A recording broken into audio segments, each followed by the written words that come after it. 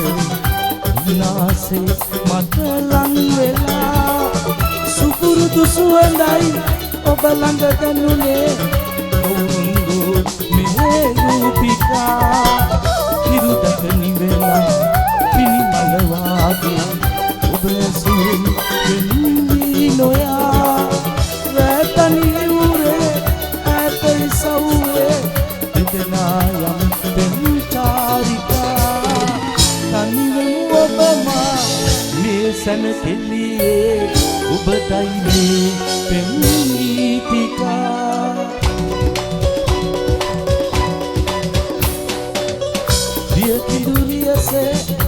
සාගරේ දෝතිංගන ආදරේ මාද විමනේ ආලසිතුවම් වන්නු පිළිරුමැවේ ඉවමන ඔබ කවුදෝ ලන්දේ දිය කිඳුරියසේ සාගරේ දෝතිංගන ආදරේ මාත විමනේ ආලසිතුවම් වන්නු පිළිරුමැවේ ඉවමන ඔබ කවුදෝ ලන්දේ